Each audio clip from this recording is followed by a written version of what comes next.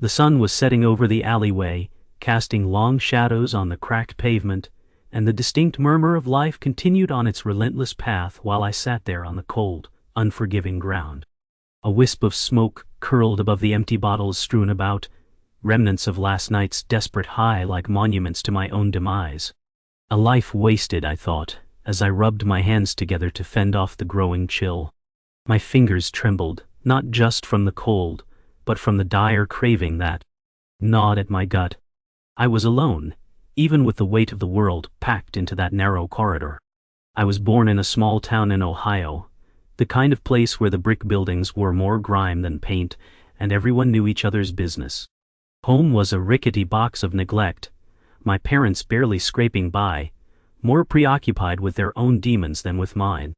I learned early on how to navigate through chaos, stepping over the broken glass of their fights and silent treatments, masking my pain with laughter that rang hollow even to my own ears. The first time I picked up a drug, it was behind the school gym, shared during whispers and giggles, a prelude to the spiraling darkness that would consume me. At first, it was just a way to drown out the voices in my head, the constant echoes of not being good enough. In the shadows we felt invincible, floating over our struggles, blissfully ignorant of the shackles we were forging. But that first hit quickly turned into a necessity, a lifeline I thought would save me, only to make me sink deeper. High school was where I first tasted the stink of betrayal, not from friends but from my own body. I became a passenger in my own life, watching as I distanced myself from everything I once loved. Friends dropped away, their laughter replaced by mockery when my substance-fueled highs turned into terrifying lows. My grades plummeted, but the drugs were the only constant. They became my friends, my only solace amidst the swirling chaos. I walked through the halls like a ghost, invisible to my peers, existing on the periphery of a life that no longer wanted me. By 21, I was living in a rundown studio apartment, a far cry from my childhood dreams. The stain of desperation clung to every corner. The walls themselves seemed to whisper of my failures. I would often stare out the window, lost in memories of a mother who once hugged me like the world was in her arms, now just a blur as reality slipped further from my grasp. My father was gone, shuffled off to prison for charges that had nothing to do with me, but still, his absence echoed through my life like a drumbeat of shame. It was around that time when I lost my job at the diner. The owner had been more of a father figure to me than my own, offering me a second chance when I'd been let go from my factory gig. But I showed up late too often, my hair uncombed, and my breath smelling of stale cigarettes and bad decisions. His disappointment cut deeper than any insult. It was the moment I realized I had lost everything that ever mattered. I walked out that door carrying not just a pink slip, but the heavy burden of knowing that I had squandered my last opportunity at normalcy. Isolation became my second skin. I wore that loneliness like a badge, and found comfort within its confines. I stopped returning phone calls, dodged the few friends I once had, and surrounded myself only with the shadows of my high. I could hear their laughter on the other side of my closed door. I could see through the blinds the life I'd abandoned. I didn't belong there anymore, not with them, not with anyone. The drugs filled that void, albeit temporarily, numbing the pang of rejection. As days turned into nights, and nights into haze, I gravitated towards the streets, seeking out the places where sorrow and solace intertwine. I met others like mellowed souls, scavenging for meaning in the deep trenches of addiction. There were whispers of hope in the foe. Needles prick, there were contractions of grief in every exhale blown against the streetlights.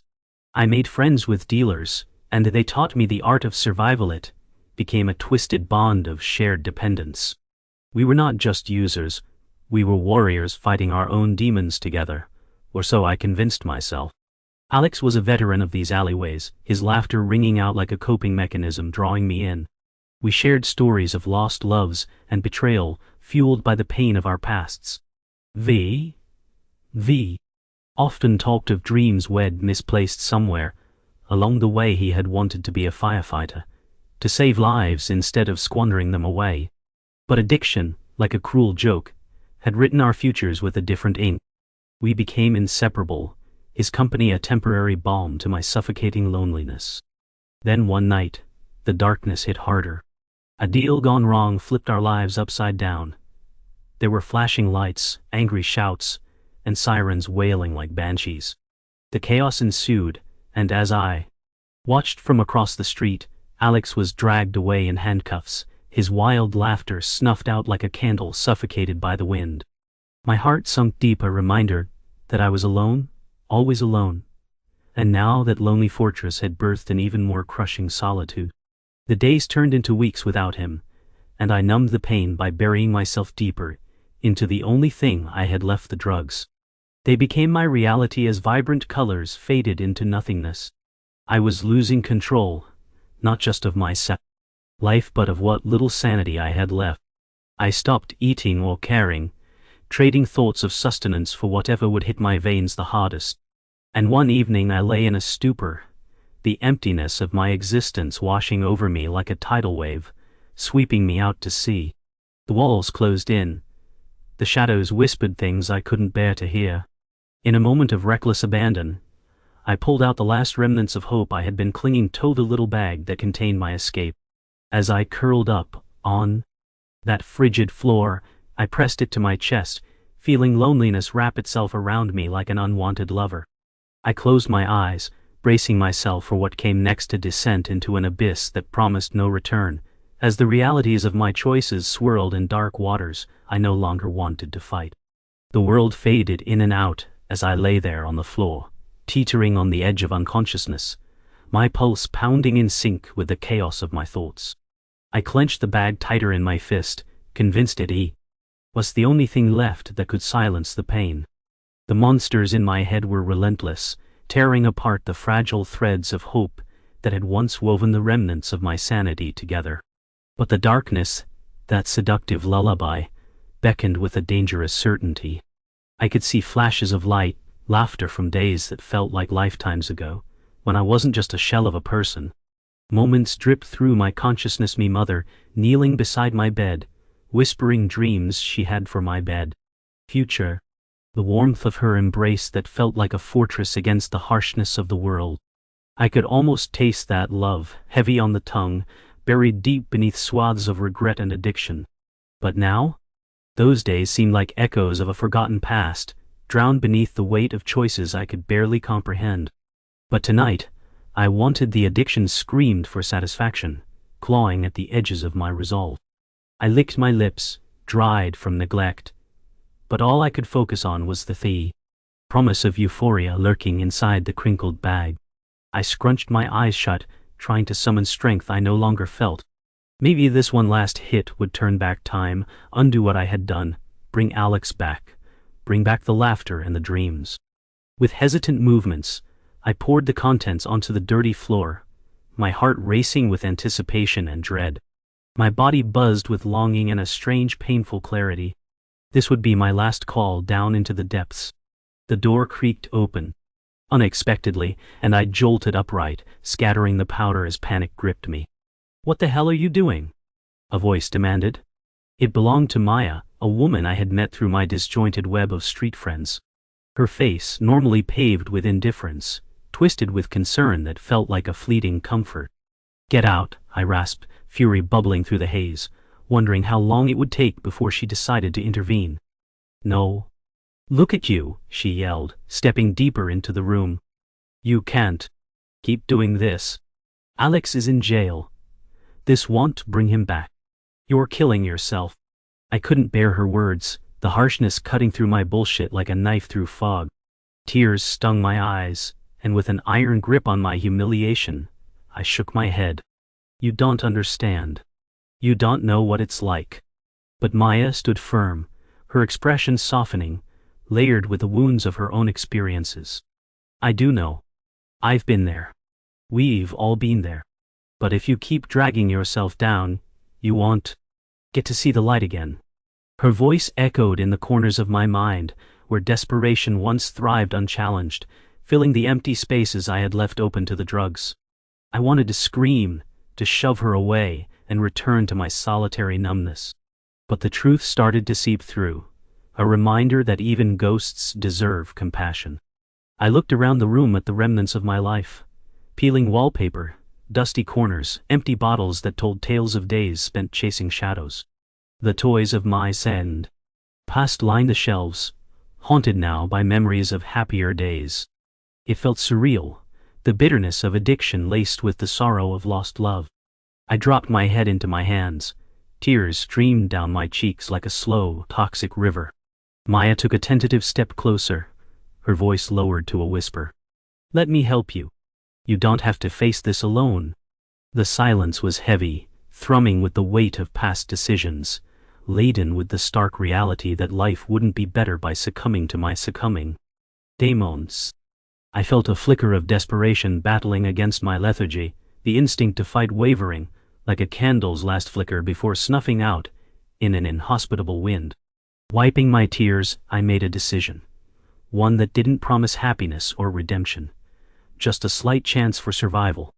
"Okay," I whispered, my voice raw and trembling. I need help." Maya knelt down beside me, clearing the remnants from the floor, and staring at me with a steely determination. "Then let's go. Now." As I rose, unsteadily to my feet, I felt the weight of the last months bearing down on me. Remorse washed over me like a tidal wave, carrying the heavy burden of lost opportunities alongside it. The spectral laughter of my past faded into an expanse of uncertainty, but the cruel reality of addiction weighed heavier than ever.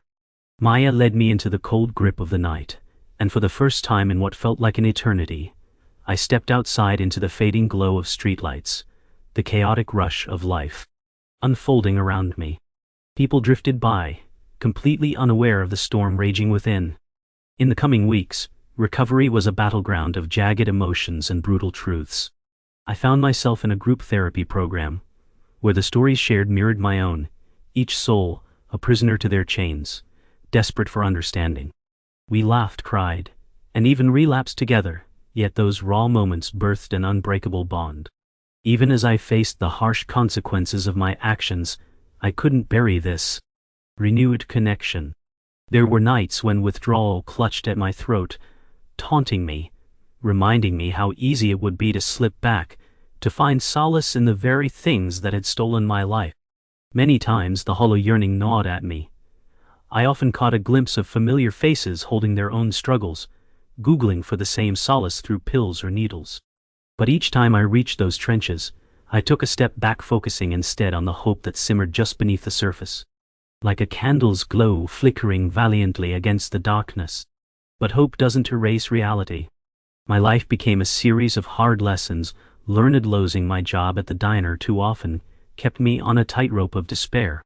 The eviction notice loomed like an angry specter over my fragile attempts at starting anew. I occasionally saw Alex at the courthouse, his hollow gaze haunting me, each encounter drenching me with guilt and longing. But he was still trapped in his battle, and while I couldn't save him, I could try to save myself. Months passed, and I stumbled through the overwhelming facets of recovery. I learned to forge a new identity from the ashes of my past. It was never easy. Relapses came like strikes of lightning, sudden and uninvited. But each time I teetered on the precipice of my old life. I also found myself anchored by something far more powerful than indulgence, the will to fight for something real. But the scars remained. Each fleeting memory of family holidays turned into confrontations. Laughter replaced by silence was inscribed on my heart. I often found myself staring into the mirror, searching for who I was meant to be before the world became a haze. I wondered if I'd ever find that girl again, the one who had once dreamed brightly of a future. Even victories came with their edges. I patched my relationship with my mother, albeit with a stunted awkwardness. Our dynamic was strained, marred by an absence of trust. We spoke in mostly hesitant whispers. The bravado of love cracked beneath the weight of shame. I tried to express remorse, but clouds of their past would linger, coloring each interaction with unrelenting guilt. Slowly, life began to reshape itself, a tender growth of resilience that flared up with fleeting moments of sunset hues. Some days would warrant a smile, small victories filled with gratitude, emotions I once thought lost in the darkness of degradation. I started writing again, grounding my thoughts on paper, capturing the fragmented pieces of my existence raw, unrefined, unapologetic. As I embraced this new space in life, I began discovering those shadows of my past, not as chains of confinement, but as lessons ingrained deep within my soul. Life wasn't an easy road, nor was it a fairy tale evening completely dried of bitterness. The edges remained jagged, the consequences still bled into the present, but that small flicker of hope ignited a fragile acceptance. I still walked the tightrope of sobriety, each step a reminder that while the scars never fully healed, endurance became the foundation for my personal narrative. I was still here, standing legacy against the storm, fighting to find solace and peace amid a life still marred by darkness. But now, with every laugh I reclaimed, every silent moment I endured, I was building my new future, one breath-on heartbeat at a time. Months dwindled into years, each one marked by a bittersweet blend of progress and setbacks. I settled into a rhythm that felt almost routine, a paradox for someone who had spent a decade lost in chaos. My days began with the early light filtering through murky windows, providing small clues that life still lingered beyond my walls. I often awoke to the soft echoes of laughter drifting from neighboring apartments, a sound both soothing and distant. It reminded me that somewhere out there, life surged on unabated. I found temporary employment at a local grocery store, a modest job but a lifeline nonetheless. It was an experience steeped in uncomfortable normalcy day after day, scanning barcodes and stocking shelves, while the hum of mundane conversations mingled around me. The job offered me stability, but it was also a stark reminder of the life I had cast away. Each transaction completed felt like a small victory, but alongside it came the weight of a nagging emptiness. The lingering questions of what could have been buzzed constantly in the background. I often found myself staring at the produce, flashbacks, colliding with the present, drug deals behind the school, nights spent hiding in dark alleys, moments of fleeting but fiery connection with people who ultimately vanished into the swirl of addiction. The novelty of sobriety wore thin quickly, and those feelings of reclaiming past pleasures dimmed in the light of reality. There were glimmers of hope. Of course, my relationship with my mother began to mend in tentative stitches, but the journey was a long and arduous one. Each phone call was freighted with careful words, emotional landmines lurking under every innocuous phrase.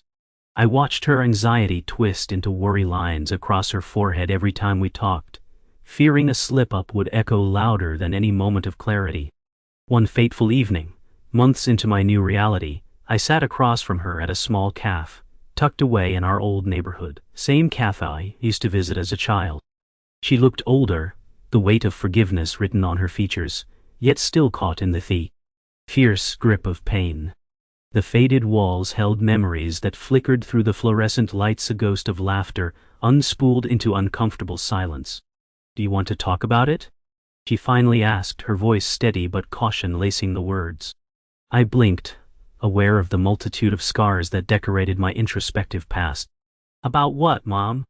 "You know," she said softly, fiddling with her napkin. "About everything. Your rehab, the past. I just want to understand, to know how you're really doing." Uneasy tension rippled between us, a dance of vulnerability. I wanted to scream, to pour out the chaos of my years lost to drugs and despair, but the interplay of her eager gaze and my tightly wound resentment created a barrier I could barely fathom breaking. "I'm okay.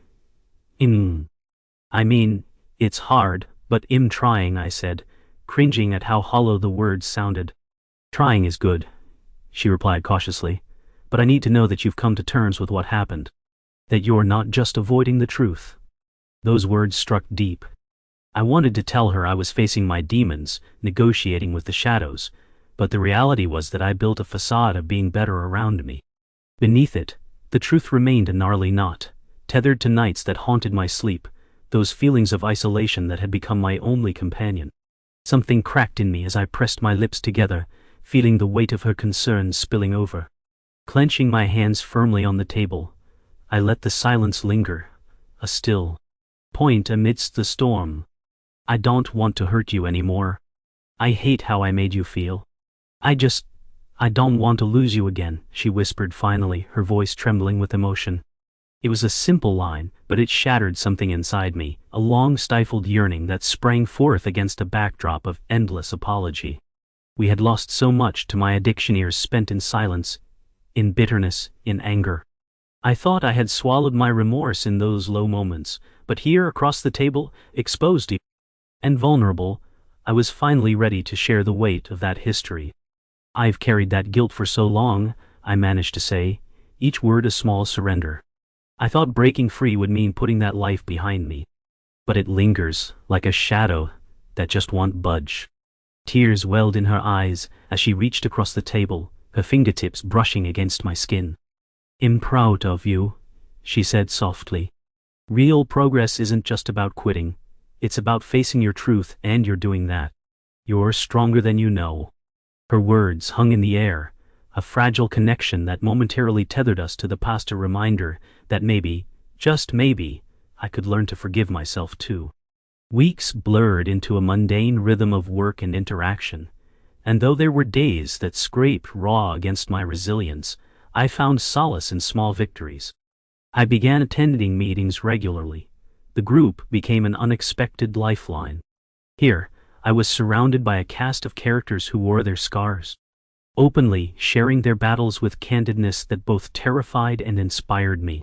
Yet, even in moments of strength, the shadows were never far behind. Late-night ergas felt like tides eroding my resolve, waves of temptation, crashing with an urgency that each time clawed at my willpower. More than once, during the sleepless nights, I Skyped with Maya. She became a beacon of understanding, sharing too the ups and downs of her journey. Some days, it's a fight just to get out of bed, she admitted one night, her expression wrought with sincerity. But you know what? That's okay. Recovery isn't linear. It's messy, like life itself. Her words echoed in my mind, a testament to the reality of our shared existence. I began piecing together new strategies, finding activities that anchored me. I started taking long walks along the Riverreek footfall, sinking into the cobblestones, a reminder that I was still alive, even amidst the chaos. But the cracks began to deepen again. Despite my efforts, lost in the whirlwind of recovery and finding purpose, I stumbled into unexpected pitfalls, the same treacherous ground waiting with bated breath beneath my feet. One particularly dreary evening, the world outside became a blur of muted colors, the weight of despair slipping into place once more. I stepped into my small apartment, feeling the familiar tug of isolation flood through me. I was tired of fighting, tired of pretending to be anything other than what I had become. Sitting alone in the full, hushed dimness of my space, I began scrolling through my phone, aimlessly contacting the old numbers I had long since deleted.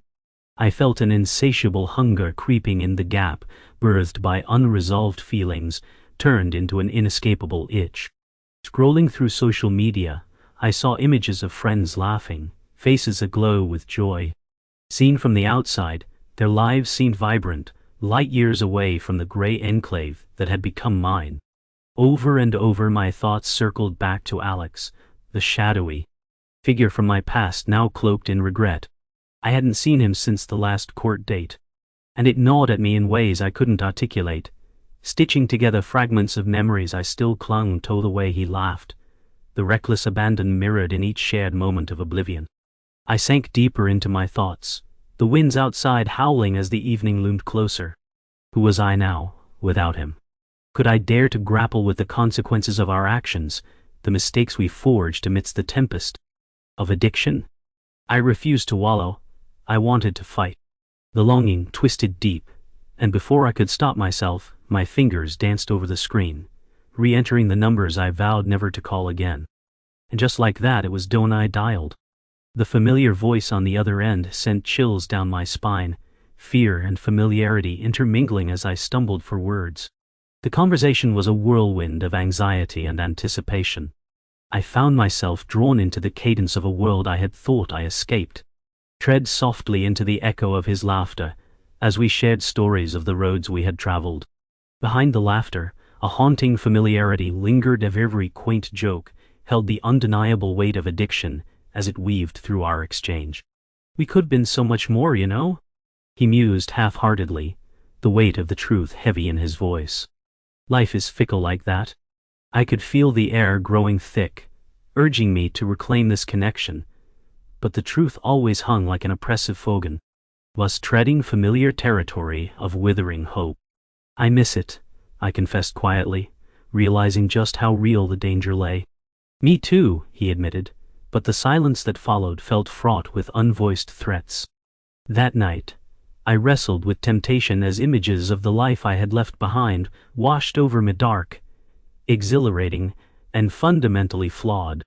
I cradled the phone in my hands, feeling the pull like a moth to an open flame, knowing full well the truth simmering within. Darkness always beckons. And while I wished for a sensational redemption, the path was often scribbled in shades of gray. Days passed, and the roller coaster of emotions spiraled into new doubts. I felt the icy touch of addiction wrapping around me, constricting in its false comfort. Outwardly I continued pouring myself into work, into attempts at connection, and still finding moments of sunlight. Chaos creeped back within, like silence that settled into an ever-present undertow. Within weeks, I found myself standing in front of a decision that loomed more ominous than anything I'd faced before, the chance to reconnect with Alex again. It felt like lacing my fingers with bad decisions that once overwhelmed me, hesitant thoughts flooding in with the force of a tempest. My past echoed a cacophony of laughter turning to tears in an instant, of promises made beneath flashing streetlights now faded to murky reality. But hope, too, glimmered amidst that looming darkness, the belief that each moment was still ours, for the taking, even when weighed down by addiction's chains. During that chaotic week, the phone rang again. My fingers trembled the moment I recognized the number, my stomach twisted violently as I hesitated, caught between a longing for understanding and the sharp adage of risk. "Hey." Alex's voice rumbled through, weighed down by emotion. "I don't got much time, but I just wanted to see you. Can we meet somewhere?" The world stopped around me, pulses quickening with each beat.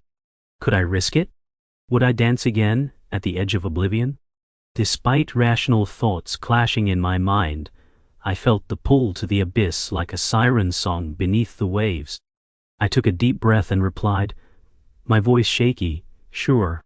Let's meet at the old diner." The day arrived cloudy and drizzly, the kind of weather that perfectly mirrored the storm brewing within. When I stepped through the doors of the diner, I felt the minutes dragging, the unease settling deep in my chest. I glanced at my reflection in the cot window and hardly recognized the face staring back there, were roots of determination, pain, struggle all etched into my features, yet fragments of the girl I had been still shimmered faintly beneath it all. Then he walked in a shadow from my past, wearing his own battles like a well-worn jacket. Strands of his own struggles hung visibly across his face. I could see the hollowness hiding beneath that once familiar mask. We sat across the booth where we used to plan escape routes from our small town, clinging to fleeting fantasies of hope layered with insatiable craving. "Hey," he whispered almost sheepishly, as our eyes locked, the gravity of the moment weighing thick between us. "Hey, Nip." The silence stretched taut, filled with echoes of the lives we had led separately, burdened by memories of the chaos we both struggled with. But as we began to talk, I felt the weight of our shared history crackling in the air. The conversation flowed easily, laughter punctuating our shared memories, a bittersweet echo reverberating between us. Eventually, the gravity turned into a stark reality as the day drifted by, words tumbling forth almost chaotically. I found him recounting tales of his last stint in jail, the heartbreak lingering on both sides as we navigated familiar waters, the slipping back into the void. "I know things haven't been easy," he confessed, looking down at his hands. "It feels like I'm treading water constantly, never quite getting my footing. And when you do," I whispered, unsure of where the question would land. His gaze turned piercing. "It's tempting, you know, to just let everything go and drown. I still think about it." The escape always beckons me. I nodded, emotions trailing across my chest like scars resurfacing with raw familiarity. We had both been ensnared by that darkness, even now, as our hope fought against the tide. Do you think we can fight it? The question spilled out, heavy and sincere. I have to try, he said, his honesty sharp. But I can't, not alone. I feel like every time I find the strength, it slips through my fingers. The truth hung thick, coiling and tightening like unseen shackles. The sharp edge of despair played out in the spaces between our words. Knowing how heavy the agony lay simmered in our hearts, transformed into a shared mission, to rise from the ashes we never wanted to leave behind. But with the weight of our realities settled, there came a truth I could no longer avoid. As much as I wished for transformation, I also felt that edge of temptation lurking beneath the fabric of our reunion. Would we fall into patterns of previous behaviors, or rise and resist? As the hours slipped away, a surge of nostalgia weighed in each laugh, each touch a reminder that the road to recovery was never one I could walk alone. Yet the battle between light and dark remained interminably rife. It was high evening that day, each moment distilling promises of hope and fragility into seeping shadows. Thin walls became a backdrop to our towering reckoning, two lives standing precariously close to the edge, just within reach yet cloaked in the terrifying knowledge of the life we once led, could easily resurrect. Slowly, as we drew closer, the air thick with uncertainty and recognition, the darkness still echoed in the distance. Those old habits lay waiting rather than passed, and while I had fought valiantly to reclaim pieces of myself, I knew the road ahead would remain fraught and bitter. When I left that diner, it felt like walking away from an open wound, relief and trepidation mixed within me, reminding me of my unfinished battle. I didn't have all the answers, and with every step away from that moment, I felt destitute in uncertainty, but not without the faint glow of possibility shrouded in resilience. Life unfurled ahead, uncharted and colored by the very sorrows we had faced. Each step forward was weighed down with shadows, yet imbued with the glimmer of hope that perhaps healing could blossom even amidst the jagged pieces of a broken past. As winter arrived, I continued to fight the weight of addiction, counting my days clean while navigating the darkness that lingered just beneath the surface. I helped organize support groups within the community, realizing that helping others became part of my own healing journey. I thought often of Alex, wondering if the threads of our pasts would weave together into an alternate reality. Yet the weight of our separate battles remained a vibrant reminder of the fragile bridges we both needed to tread. Through lessons, struggles, realizations, and even heartaches, I began shaping a new identity, made not only of defeats, but of resiliency, a symphony of fragmented dreams, whispers of hope, and the stomach-churning pulse of uncertainty. Even amidst the specter of addiction that never fully receded, I learned to embrace the shadow sand, a reality that demanded reckoning with each heartbeat, fueled a fire inside me. In the end, I wasn't just fighting for survival.